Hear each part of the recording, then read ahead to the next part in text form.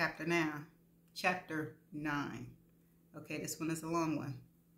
Eva had plucked, pulled, dyed, and fried, and at that moment she was about at the end of her rope. She thought she'd never be free of the pack of wielding set loose on her life, but at last she was. She finally had her apartment to herself once again, or at least what was left of it. She stomped out of her living room, which now held little resemblance of the calm sanctuary she had known earlier that very morning. Had this really only been one day? She was exhausted enough for it to feel like 3. Looking around, she wondered how she was supposed to relax now that her normal beige space had been spruced up, as the props people called it, so much so with their ridiculous pops of color that she hardly recognized it as her home. As if she ever had juvenile pink and yellow polka-dotted throw pillows anywhere in her life. Eva shook her head. She didn't get the whole idea of the apartment spruce-up splash makeover, but Louisa explained that though they would do some confessionals in the studio, they wanted shots of her after-date reaction at home, as well as a few getting date-ready shots to pull readers into her story, have them really bond with her, as if any of the television voyeurs really wanted to know the real her. Come on, she knew the game, and even if they did, the real her wasn't the her they were currently selling. No matter, she thought, Operation Invade Eva Life and Sell It for All It's Worth was well underway. No way that train was pulling back into the station now. Stepping into her bedroom only brought more angst when Eva caught a glimpse of a dizzying array of bright colors and fabric strewn about on her bed. After the morning twin-set summit, Mitzi had called in the big guns and obtained one of everything in every color imaginable. She could barely find her bed, and at that moment, all she wanted to do was put her new wavy extensions up, wash the 3 layers of natural look camera-ready makeup off her face, and crawl into said bed. Her cell phone rang. A muffling sound from somewhere deep in the pile of garments had her diving into the colorful fabric's abyss. After a frantic search, she found the phone, swiped, and put it to her ear. "You're my new screensaver," her best friend Corey bellowed out way too exuberantly. Eva let out a groan. "Really? You two? You're supposed to have my back," she said. Her tone was annoyed, but she still was happy to hear Corey's voice. She wished it was in person instead of via cell, as Corey was thousands of miles away, probably floating somewhere in the Mediterranean. Eva twisted at a hair extension, then dropped it, worried about pulling the blasted thing out and ruining hours of hard work. Better yet, she wished she was on a ship with Corey, the sun-beaming blue water as far as eyes could see, and far away from the madness of New York that had become her life. "You know I always have your back, no matter what," Corey said, sounded uncharacteristically somber. "It's killing me I'm not there with you to give that asshole the ass-kicking he rightly deserved. The more I think of it, the madder I get. Who the hell does he think he is, dumping you like that, and all before 10 in the morning? Talk about no class. We really should have exacted some sort of tangible revenge before I left. Just say the word, though, and I can see what damage I can do from here. My reach is long, you know. No way should that dude get off scot-free." "Corey, come on. You know revenge is not my style." Eva heard a distinct scoff. "Yeah, but it's mine, and nobody screws over my best friend and gets away with it. Hey, speaking of screwing, did you take my advice and get yourself under and over a new guy yet? You know, work out some of that pent-up frustration and anger you're righteously bound to be having?" "Corey, it's only been 2 days. Hey, that's 48 hours. Sound to me like 47 more than you need." The laugh she so desperately needed bubbled up in Eva's chest. "You are incorrigible. And no. Now how is it I'm your screensaver? You're practically in the middle of nowhere. The internet is a wonderful thing. Oh, please. That depends on who you're talking to. Well, I'm talking to you, and at least the clips show that you didn't take his shit with a nod and smile. You gave as good as you got. I'm really proud of you. Eva let out a sigh. Don't talk so fast. You wouldn't be if you knew the trouble I'm in now with this ridiculous follow-up show. I must have been temporarily insane. Eva reached out and perused one of the dresses Mitzi swore was, oh my goodness, just everything on her. She looked at the body-hugging red evening dress and shook her head, fighting hard to push down on her ever-growing anxiety. I'm telling you, Corey, they're planning to parade me around like a whore on a fire stale. You should see how they want me to get trussed up. There is so much red, and Lycra, however you pronounce her name, I'm afraid I may start fires if I walk too fast. And we won't get into how low cut so many of these outfits are. I'll look ridiculous. There was a long pause, and Eva pulled back to look at her phone before returning it to her ear. Maybe they lost connection. Corey International Cell Service was excellent, but it could be spotty with her out in the middle of the sea. Hello? Eva yelled into the phone. Are you still there? Sorry, yep, I'm here. Well, then why are you being so quiet? I gave you the perfect seagull to jump in and tell me I'm right. It was Corey's turn to laugh. That only works if I agree. The outfit sounds perfect. You know, I've been dying to get some vibrant colors into your wardrobe forever. You do tend to gravitate to the neutral and the bland. Eva felt her lips twist. Of course Corey would like the idea of some sort of low-cut, body-hugging red dress. The woman never met a piece she didn't want to shack up with. You know I don't do red, and as I've explained to you before, taupe is a color. Well, you also didn't do reality TV or have a full-blown tell-off session on national TV, but now that's all changed. So what's a bit of color going to do at this point? I'm so proud to see my little caterpillar coming out of her cocoon, and taupe may be a color, but so is vomit. That's not even remotely cute, Corey. Eva could practically see her friend smile through the phone. She knew her protests were not phasing her a bit. Maybe not to you, but I think it is. And hey, if you're going to go for it, you might as well go for broke. You know me, no half-see or on anything. I say go for the red. I know you'll look fantastic. She hated to admit that her friend could be right. She reached out and ran her hand across the hem of the dress and let out a sigh. If she was going for it, she might as well go all the way. Come on, don't be so melodramatic, Corey said. Time to buck up, kiddo. You're going to rock this. Now, enough about the dress. What do you know about the men you're supposed to be dating? I want to hear it all. Just think about it. So many delicious possibilities, and you get them all. That asshole Kevin did you a favor. By the way, have you heard from him? A knot twisted in Eva's stomach. Not really. Only a text saying he'll stop by to get his things soon. I hope you told him where he can shove his things. Eva shook her head as if Corey could see through the phone. No, I can't afford to go off. Not after what I did on TV. It's too dangerous. Right now, it's all about fixing my image. My mom is all up my behind about my image and the damage I did to the company by going off like I did. So because of that, I just text Kev and said his stuff would be in a box with a doorman.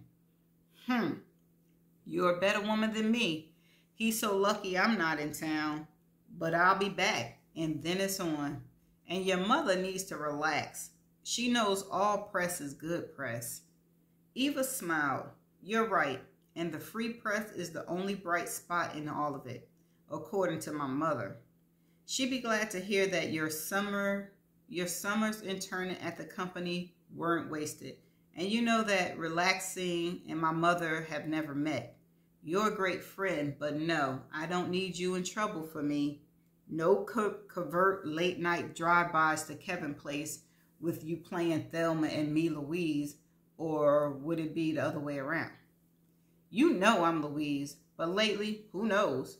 You do have quite a temper on you. Now, on to better things.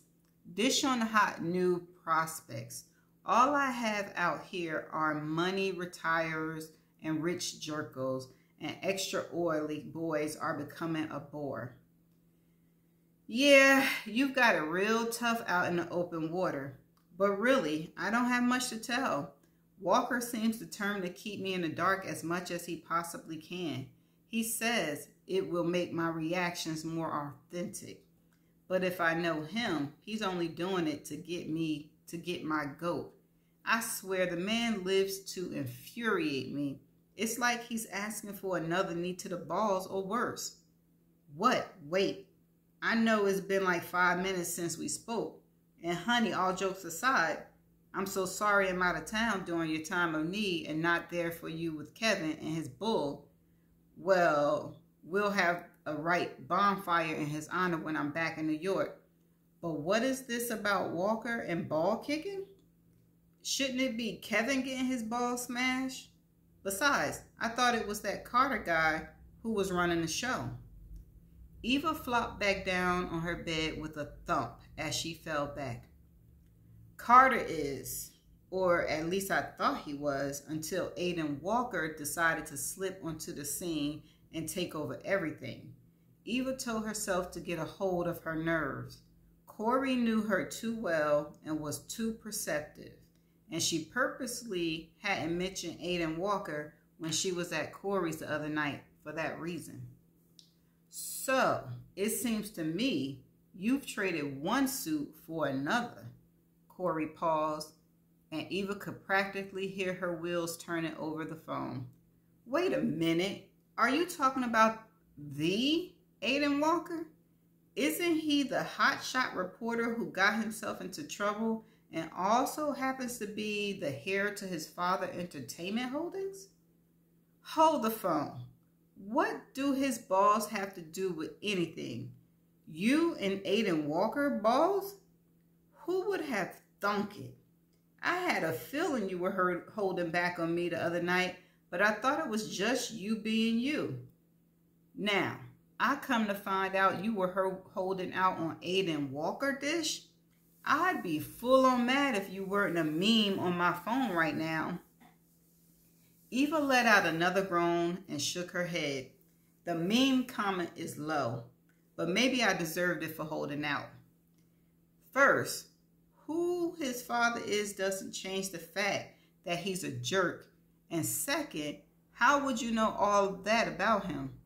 Oh, and C, I don't think you really want to know the balls part. It's not all that pretty. Corey responded with a snort of laughter. Have you lost your mind? What balls are? But we're talking about a rich ass with a capital R, good looking dude. So of course, I know at least general stats. You're dealing with me. I'm not an amateur. My business is dealing with folks with enough money to spend it on ridiculous like weeks on yachts. And as for two, don't even think you're getting out of a hot rich guy's ball combo. You know I live for this type of stuff. Now spill it. With that, Eva gave up the fight and talked to Corey about her lowest of the low. She felt surprisingly lifted when, as she described Aiden's squeak before he hit the floor, Corey let out a bark of laughter and not the gasp of revulsion she would be sure to get from anyone else. Okay, part 2 of this chapter. Aiden paced his bedroom and fought to keep his voice calm as he listened to his father rant over the speakerphone.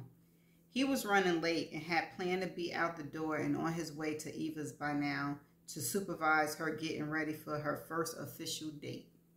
Not that she needed supervision, but still, he didn't have time to take this call with his father today or to indulge him by listening to his usual ranting. They had a packed schedule, and as it was a Sunday, there were people getting paid overtime for their services, a fact that he mentioned to his father in an effort to shorten the conversation, but still the man continued on. Aiden threw his towel aside and casually walked over to his dresser, pulling out a pair of boxer briefs and tugging them on. At this point, he was only half listening. The rant was going on long past enough. He put on his jeans and was pulling his tee over his head when his father's voice stopped him. "Damn it, Aiden, you know this is not what I meant. I'm pulling you off the project. There are better uses of your time than some ridiculous wedding piece. I called you in from the field to get involved in all aspects of the business. Now, there's a shareholder meeting on Tuesday, and I expect you to be there." Aiden bit back on telling his father what he could do with his shareholders meeting, but held to his control. It would do no good blowing up and getting into a fight. Besides, he was almost as confused as just about anyone as to why he was voluntarily working on Eva's story. So how could he really fault his father for being bent out of shape? "Dad, I told you, I'll handle it.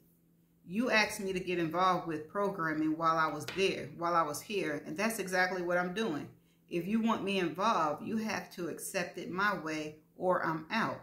You have plenty of lackeys that can sit in a boardroom chair and smile, and I have plenty of other stories out in the field that I could be covering."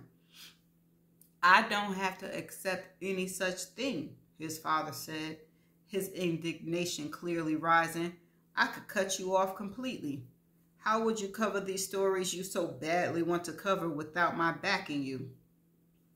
Aiden stilled and told his tongue to stay in his mouth.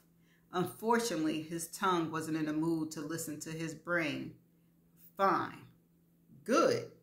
He felt his father's smug smile through the phone, and it burned him up. He used his ploy for years. He knew Aiden loved his life on the road, and he also knew that he loved the autonomy he was afforded by his position in the company, not to mention his family's wealth. But that freedom came at a high cost. Eva's face appeared to him in his mind's eye. She was all done up in her pretty pink twin set, her pearls glistering, a sweet but carnal invitation to her beautiful neck. When she played at being Little Miss Perfect Ice Princess, Eva was just the type his father would love to see him settle down with. A woman with the perfect image. So, like his mother, smooth, polished, never a hair out of place, never a feather ruffled. So nothing like every woman his father cheated on his mother with. Aiden spoke up. "Okay, fine. Cut me off if you must. Fire me if you have to. But I'm seeing this project through. I can do that and handle the board. I'll live up to my obligation, but it's going to be on my terms. You asked me to get involved, and I am. But you can't hold me down. This is what I'm doing. I'm never going to be a behind-the-desk CEO like you. You have to take me as I am or not take me at all." There was a long pause, and Aiden shook his head as he reached for his shoes as he fought to ignore the mounting anxiety. It didn't matter. This wasn't even really a gamble. His father would see things clearly. Aiden had proved himself time and again, and not that he wanted to leave WBC, but if he were a free agent, son of Everett Walker or not, he'd be snapped up by a rival network in an instant. His father knew that, and his competitive spirit wouldn't let that happen. "You're too damn cocky for your own good, boy," his father finally said by way of acquisition. Yeah, that word. Aiden let out a breath. It annoyed him that he wasn't relieved about staying on with his father as much as he was about staying to see things through with Eva. "So, I've been told. Listen, I got to go. Some of us don't golf on Sundays.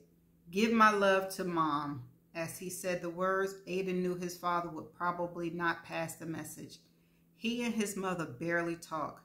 Sure, they were the image of domestic bliss for the media, but anyone who really knew them knew that their image was carefully manufactured for the press. His mother resided duly at their home in Long Island and their apartment in the Upper East Side, and his father spent the bulk of his time at a resident in Midtown, supposedly closer to the office. Aiden made a mental note to call his mother later. If he relied on his father, the message would get to his mother during the next charity gala. With that, Aiden hung up and grabbed his keys before heading out the door. Hopefully, he could catch Eva while she was still sleepy and in the need of her morning coffee. Okay, part 3 of this chapter. You're late. Eva opened the door with a well-practiced smile that got markedly broader when she noticed Aiden's disappointment frown. With a flourish, she stepped aside to welcome him into the apartment while biting back a giggle. "What's the matter, Mr. Walker? Think you once again catch me unaware?" He looked down at her. She knew he was taking in her appearance. Her new extensions were loosely pulled back, then forward into a flirty side ponytail. Her face was a bit more made up than usual, with brightly highlighted eyes, and there was a shot of pink gloss on her lips. The biggest change was in her casual attire, a light floral skirt and a sleeveless blouse. The transformation, though minimal, was still significant. But instead of looking pleased, Walker frowned. "Is the crew here already?" "Nope," she said, casually taking the coffee cup from his hand. "Thanks. Didn't the schedule say the call time was 8? It's only 7:30. Even though you're late, you're still early." She paused as she put the coffee cup on the counter, then turned back and looked him in the eye. "Again?" He stepped into the living room. "Yeah, well, I like to get a jump on things, early bird and all." She raised a brow. "So what am I, the worm?" His eyes narrowed on hers, then raked up and down her body way too slowly for her to be comfortable. "Hardly, Miss Ward." She smiled. "Please call me Eva, and I'll call you Aiden. No need to be formal this early in the morning. And really, you didn't have to bring me coffee. I have a perfectly good coffee maker here, and I've already had a cup." He nodded and took 3 quick steps around her as he went into her kitchen. "Great, I could use another cup." Eva stared, her mouth gaping open. In less than 30 seconds, he was in her kitchen, opening cabinets and pulling down a cup. She watched as he popped a pod in her coffee maker. Well, wasn't he one to go and make himself at home? He drummed his fingers for a moment as the coffee finished brewing. Then he took a sip, graced her with that damn sexy smile. "Glad to see you're making yourself at home," she said, not hiding her sarcasm, and his lips spread wider, showing his gorgeous white teeth in a way that made her stomach do a little flip. "Don't mind if I do. Hey, when were you working? When we're working, things get pretty close. Of course, we try to be inconspicuous as possible, but the crew does turn into a bit of a family. We like to keep it casual. You're going to be all right with that, princess." Again with the princess. Eva knew that he knew it raked on her, but she wouldn't bite. Not today. Today was the first date day, and she had to keep her cool, had to keep her game face on. This was the beginning of the start of her new image rebuild, and she was ready for it. She felt remarkably better after she got off the phone with Corey last night. Talking with her friend put things into perspective, and she even felt that this crazy plan had a shot at working and could get her back on track to the start of a new life. She carried out her plans as originally stated. Go on a few required dates, find her so-called Prince Charming, have the on-air wedding, and hopefully be a forgotten blip in the television radar by mid-fall. So what if the original rollout with Kev was a thing of the past? It would all work out. It was a foolproof plan, and if it was executed properly, both she and her groom could come out on top. It was a win-win all around. She only had to keep her cool, and there was no way she would let another man get her to step out of her character. Kevin had done it once, and she would not be tripped up again. Eva smiled. I thought we were on a first-name basis, with me being Eva and you being Aiden. But if Eva doesn't work for you, and you keep up the princess bull, Eva raised her own brow, I could have you calling me Miss B in no time. With satisfaction, she watched as his expression changed from one of a smug assurance to one of pain, of pain remembrance of the knee to the balls. She grinned. It was low, but she would not let him keep at her with silly names. Walker or Aiden will do nicely, thanks. And I'll go with Eva. The B hits a little too low below the belt for my taste. Fine, as long as you don't forget. She looked over to the floor-to-ceiling windows, taking in the now high-rise sun before turning back to Aiden and breaking the uncomfortable quiet that had engulfed them both. So don't keep me waiting. Tell me, what have you got planned for my first date? She gave a little twirl, her skirt floating gently over her thighs. When she stilled, he stared just a tad too gleefully, as if there was some sort of joke, and she was the punchline. Nah, I think me telling you will ruin the surprise. I'll just say this. I don't think those little kitten heels are going to be the shoes for you today. She felt her face drop and the knot began to tighten in the pit of her belly. Smug bastard. She'd give him a kitten heel all right. One right square up his... Thankfully, the buzzer rang before she could give voice to her emotions. I'll get it, hun, Walker said in a ridiculous sitcom style as he once again made himself too at home and went to answer her downstairs bell with an overly familiar, "What's up, C?" indicating he indeed gotten a chummy enough with her doorman in 2 days to be on a first initial basis. Eva took the moment to silently scream out her frustrations behind his back. Okay, chapter 9. Okay, chapter 9. All right, so see y'all in my next chapter, which will be chapter 10.